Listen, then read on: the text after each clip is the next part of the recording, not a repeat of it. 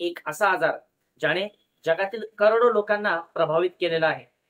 एक असा आजार ज्याला घेऊन दरवर्षी 10 ते 15,000 मुलं जन्माला येतात आणि हा आकडा फक्त भारताचा आहे.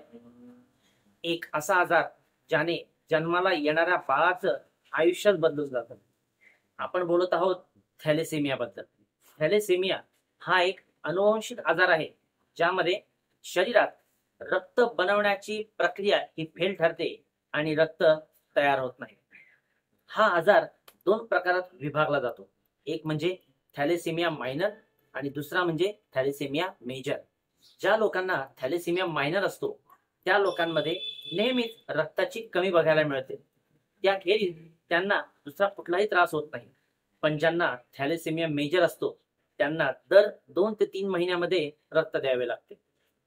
त्यांना हाडे ठिसूळ असणे, वाढ न होणे, थकवा यासारखे त्रास जाणवत असतात. हा आजार बाळाला जन्मा अगोदरच आईच्या गर्भात असताना होतो, जो जन्मानंतर एक सिंपल ब्लड टेस्ट करून कळू शकतो. पुन्हा पुन्हा ब्लड दिल्यामुळे शरीरात आयरनचे प्रमाण वाढते आणि लिव्हर, हार्ट यासारख्या ऑर्गन्सना धोका निर्माण होतो आणि त्यामुळे थॅलेसेमिया मेजर हा प्रकार खूप भयानक आहे. आता हे नेमकं कसं घडतं? कसं शरीरात रक्त तयार होत नाही? चला बघूया. आपल्या शरीरात लाल रक्तपेशींमध्ये हिमोग्लोबिन नावाचे प्रोटीन्स असते, ज्याचे काम शरीरात ऑक्सिजन वाहून नेणे आणि रक्ताला लाल रंग प्राप्त करून देणे हे असते. पण एखाद्यामध्ये जेनेटिक म्युटेशन होऊन म्हणजेच डीएनए ची सिक्वेन्स चेंज झाल्यामुळे शरीरात हिमोग्लोबिन तयार होत नाही आणि हिमोग्लोबिन तयार न झाल्यामुळे रक्त सुद्धा तयार होत नाही. थॅलेसेमिया मायनर मध्ये ही स्थिती थोडी कमी प्रमाणात असते.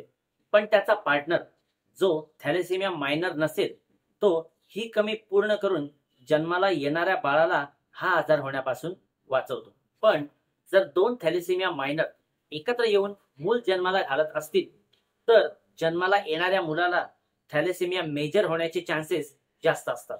तर मित्रांनो, थॅलेसेमिया काय आहे, त्याने काय प्रॉब्लेम होतो हे तर आपण बघितलं. आता त्याचे सोल्युशन काय आहे बघूया नेक्स्ट व्हिडिओमध्ये.